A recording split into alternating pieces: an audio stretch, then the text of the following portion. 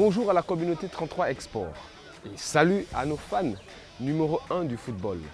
Je suis au quartier Bellevue 2, plus précisément au Stade de la Nation. Un stade où un tournoi de quartier de grandeur à Libreville s'est toujours joué.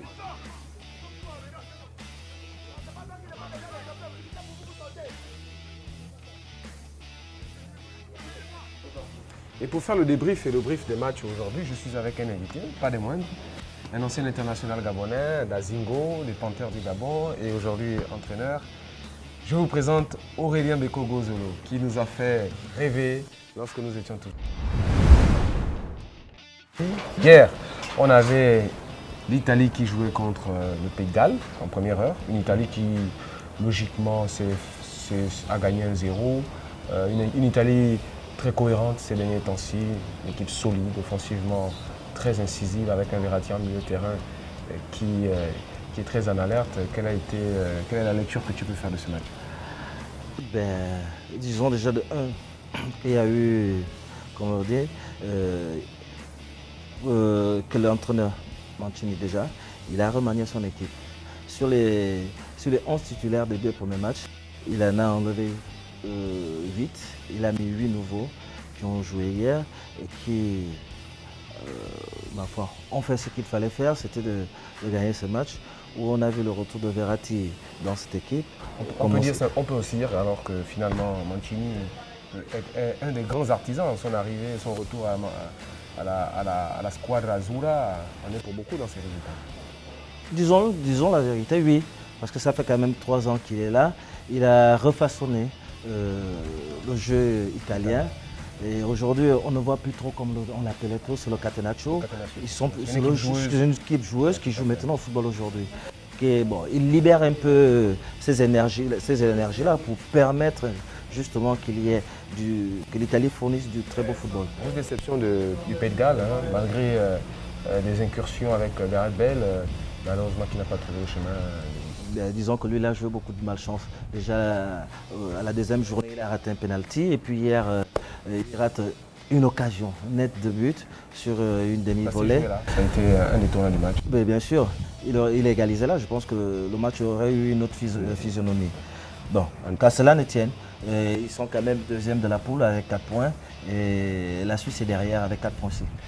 Vous parlez, puisque tu parles de la Suisse, la Nati, le nom de l'équipe nationale suisse, jouait contre les Koftes turcs hier.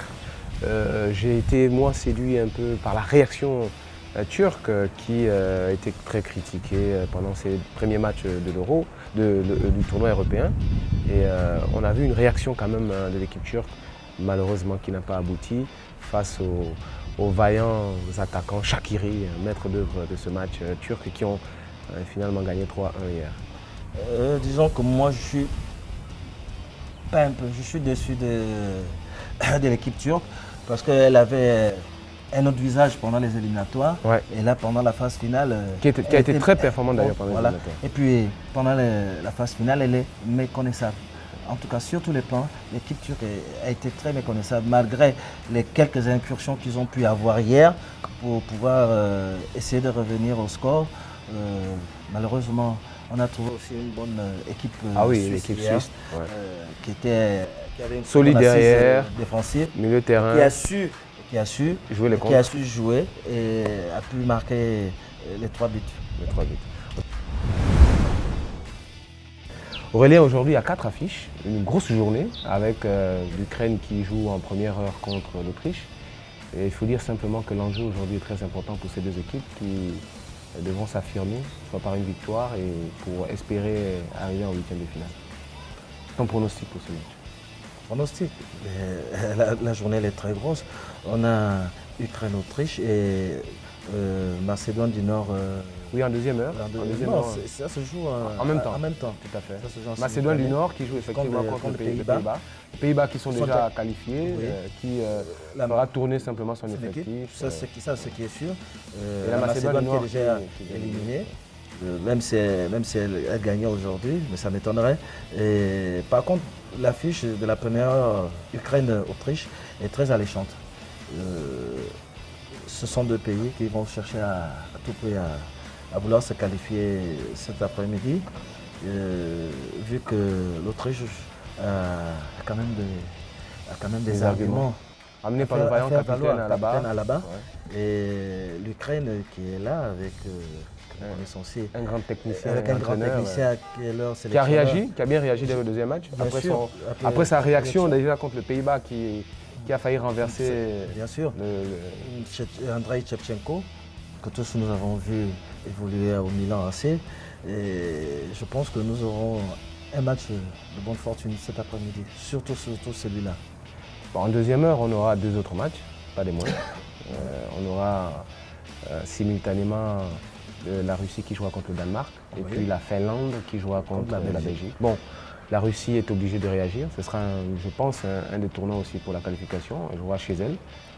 Un Danemark un peu qui a réagi au deuxième match, qui produit du bon jeu, qui a un bon état d'esprit, qui, de mon point de vue, est un peu peut-être traumatisé par la perte de son meilleur joueur qui les a... Bon, moi, je dirais par contre que ça devrait plutôt les galvaniser, au lieu qu'ils se sentent un peu orphelins d'Eriksen. Je pense qu'ils, pour moi, pour qu'ils puissent lui rendre cet hommage-là, après son attaque cardiovasculaire, c'est de chercher au moins à gagner ce match contre la Russie. Et c'est vrai que la Russie aussi en face, elle ne va pas se laisser faire. Asbornagia qui devra gagner. Mais bien sûr, la Russie, en plus, elle va jouer à domicile. Je pense que ce sera vraiment un match à couteau tiré qu'on aura en deuxième heure. Pour moi, ce sera la deuxième affiche. À la même heure, comme on l'a dit. Finlande qui joue contre la Belgique, l'équipe de Finlande qui a surpris les Danois en premier match, qui a pris 3 points précieux. Et face à l'armada belge, parce qu'il faut reconnaître que l'entraîneur belge ne part pas sur ce match en le négligeant, en faisant tourner son effectif, bien que qualifié déjà, on s'attend quand même à un très bon match. Ce sera un bon match, je pense qu'il faudra jouer ceux-là qui n'ont pas eu de temps de jeu, comme Kevin, De Bruyne, comme Eden Hazard. Le retour des stars. Bien sûr, il va essayer de leur donner un peu du temps de jeu sur ce match, à mon humble avis. Moi, en sélectionneur, c'est ce que je ferais. Je leur donnerai un peu plus de temps de jeu parce qu'après, il faudrait qu'ils relancent leur machine, ils sortent tous de blessures et faire tourner à la limite, disons, le gardien de but, le faire reposer. Il a un autre gardien, un très bon gardien de but aussi. Tu as un pronostic pour ce match? Oui, la Belgique gagnera. Et Russie-Danemark? Russie-Danemark, là je suis un peu sceptique. Je suis un peu sceptique parce que les Danois vont sérieusement réagir à ce match. Les Russes jouant à domicile, eux seront galvanisés par le public. Le score sera étriqué. Moi je donnerais un jeton pour le Danemark. Le score sera étriqué. En tout cas Aurélien, merci. Merci pour cette journée et ce temps précieux. C'est toujours un réel plaisir d'être à tes côtés. Mes encouragements pour les jeunes que tu encadres et que tu continues à encadrer. Merci.